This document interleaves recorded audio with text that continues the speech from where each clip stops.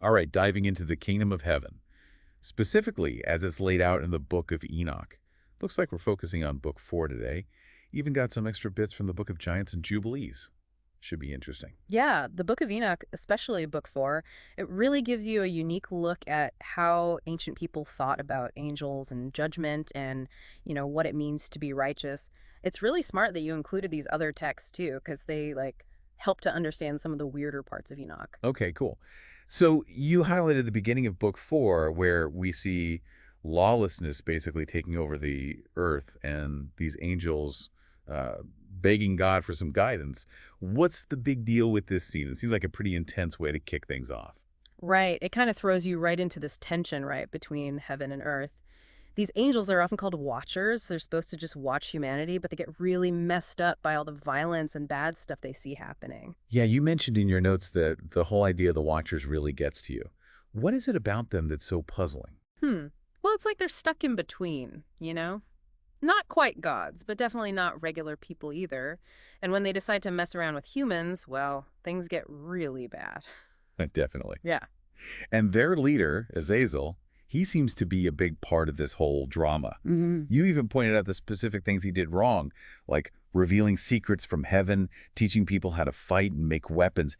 It's almost like he's trying to make humanity bad on purpose. Totally. And when you look at the bigger picture, it kind of looks like Azazel is rebelling against, well, everything. He's not just sharing any old knowledge, it's forbidden stuff, the kind that makes everything up and challenges God's power. And the text doesn't shy away from what happens because of all this, does it? It straight up says that all the violence and bad stuff spreading is because of the Watchers. Exactly. And here's where it gets even crazier. The text talks about these Nephilim. They're the kids of the Watchers and human women, usually described as giants, and they just add to the chaos and bloodshed on Earth. It's kind of similar to some stuff in the Book of Giants, right?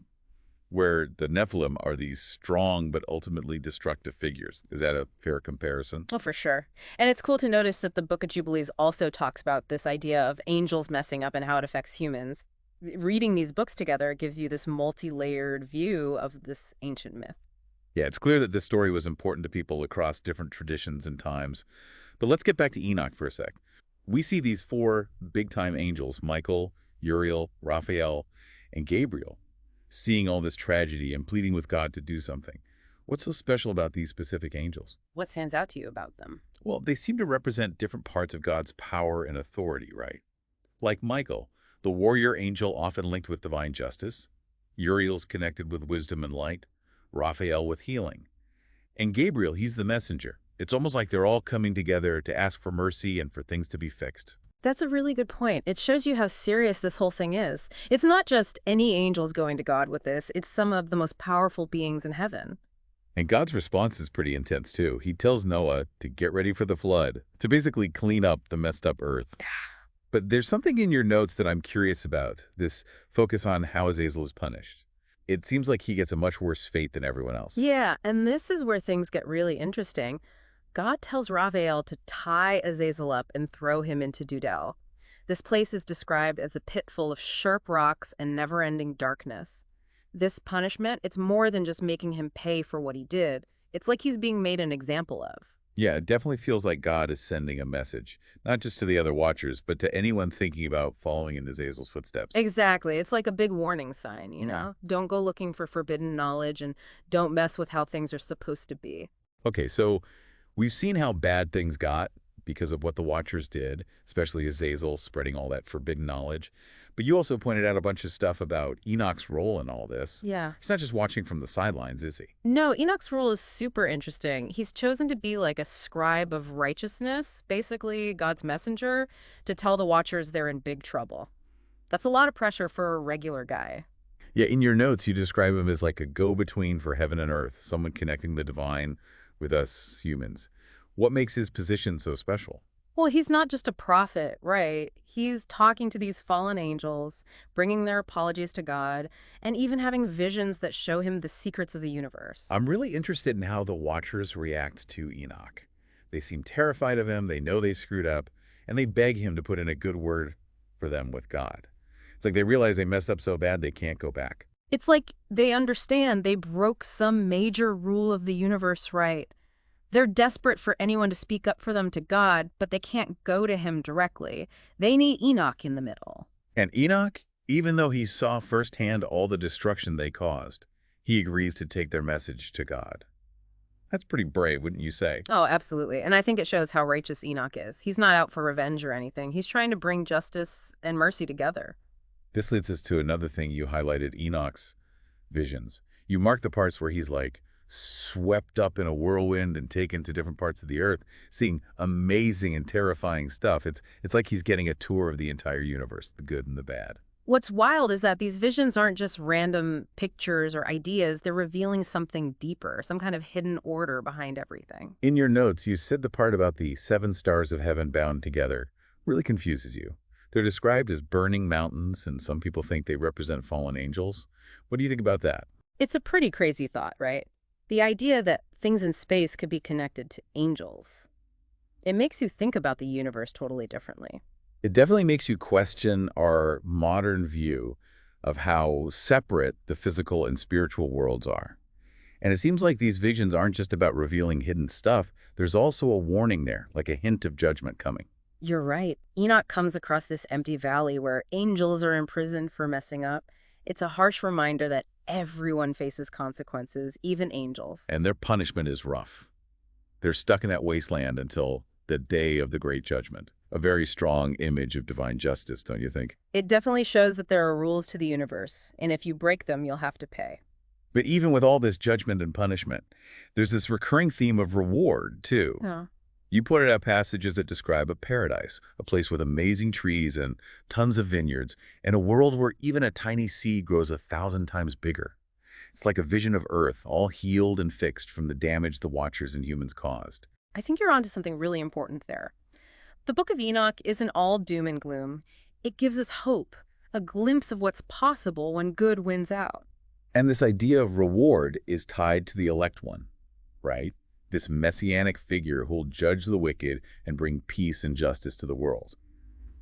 You mentioned he's crucial to how you understand the kingdom of heaven. Absolutely. The elect one is like the ultimate victory of good over evil. He'll set things right in the universe, bring God's kingdom to earth, and reward the people who stayed faithful. And this reward isn't just about having lots of stuff or avoiding punishment. It's about living in a world that's been transformed, a kingdom built on righteousness and justice. Exactly. The kingdom of heaven, the way it's described in Enoch, isn't just some place we go after we die. It's something we can create here and now. A world where God's will is done and goodness wins. But what about this tree of knowledge? You specifically wanted us to talk about how it fits into all this kingdom of heaven stuff. That's where things get really fascinating. Ready to jump into that now? Let's do it. This is where it gets really interesting. Okay, so this tree of knowledge, you were really curious about how it connects to all this kingdom of heaven stuff in Enoch.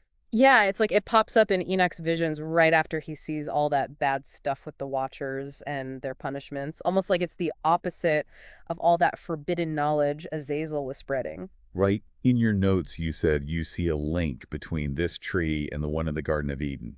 Are we talking about the same tree, or is there like a deeper meaning here? People have been arguing about that for ages. The book doesn't come right out and say it's the same tree, but it's pretty similar.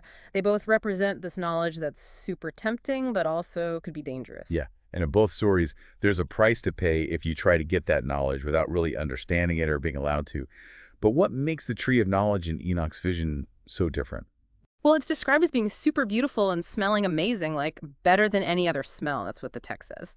The fruit looks delicious, and you want to eat it, but you're not allowed to. The angel Michael tells Enoch no human can touch it until the great judgment. So it's like there's something to look forward to, a promise of figuring things out later, Yeah. almost like this tree is a symbol for some higher knowledge, something you only get if you've proven yourself. It's like a prize for the people who stayed faithful, didn't give in to temptation, and chose to be righteous.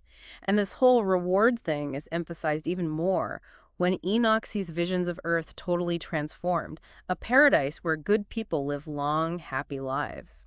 I see how the tree of knowledge kind of ties together those two big ideas in Enoch, judgment and reward. It represents how dangerous it can be to go after forbidden knowledge, but it also suggests there's this better kind of knowledge you can only get if you're considered righteous. Yeah, That's a good way to put it. And it shows how complicated the Book of Enoch really is. It's not just a simple story about good versus evil. It tackles some really deep questions about what knowledge is, how much humans can really understand, and what the whole point of creation is. And it feels like those questions are still important today. We're surrounded by information, but it seems like a lot of people don't know how to tell what's true or important. How do we handle all this knowledge without making the same mistakes as those watchers? That's something we all have to figure out. But I think Enoch gives us some clues. It reminds us that real knowledge isn't just about knowing facts or being good at stuff. It's about living by what's right, becoming a better person, and trying to understand things in a way that brings you closer to God. So maybe the big takeaway is that learning shouldn't be just for the sake of learning. It should be about getting closer to God and helping to build his kingdom. I think that's a beautiful way to say it. The Book of Enoch, even though it's complicated and has some wild imagery, it gives us hope and shows us how things can change for the better. It reminds us that even when things are dark and messed up, there's always a chance for forgiveness, for starting fresh, and for good to win in the end. Well, thanks for taking us on this deep dive into the Book of Enoch. It's been eye-opening with lots of twists and turns and some really deep stuff to think about. It was great exploring these texts with you. I hope you see the Book of Enoch in a new way now, with all its richness and challenges.